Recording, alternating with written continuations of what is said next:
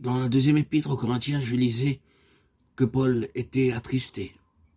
6:10, je fus arrêté. Paul était triste. J'ai réfléchi, j'ai poursuivi ma lecture et j'ai lu qu'il avait pleuré. J'ai alors pensé, se peut-il vraiment que Paul ait pleuré?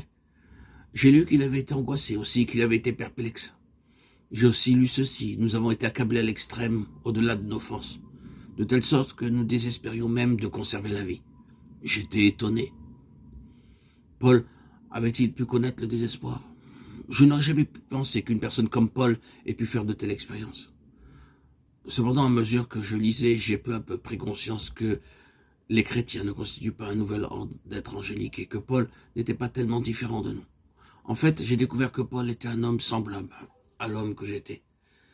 Nous voyons un homme qui craint et qui cependant est fort, qui est entouré d'ennemis et qui n'est pas limité par eux.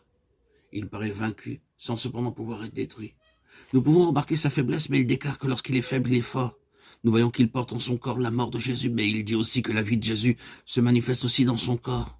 Il passe pour avoir une mauvaise réputation, mais il est aussi bien réputé, regardé comme imposteur, quoique véridique, comme inconnu, quoique bien connu, comme mourant et cependant vivant encore, comme attristé, nous sommes toujours joyeux, comme pauvres et nous enrichissons plusieurs, comme n'ayant rien et nous possédons toutes choses, de Corinthiens 6:10.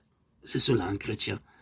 Comprenons-nous ce que signifie être chrétien? Un chrétien, c'est une personne fondamentalement illogique. C'est un paradoxe spirituel, c'est quelqu'un en qui réside ce paradoxe, et ce paradoxe procède de Dieu.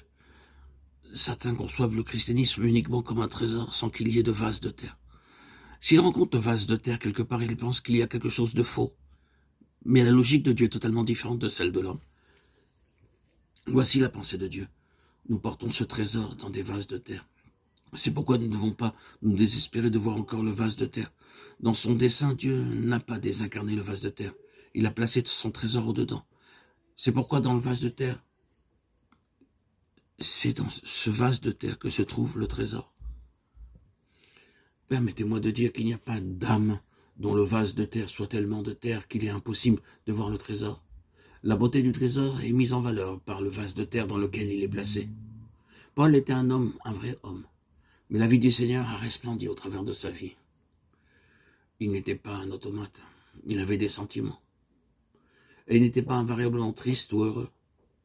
Lorsqu'il était attristé, il était aussi heureux. C'est ce qui caractérise les enfants de Dieu.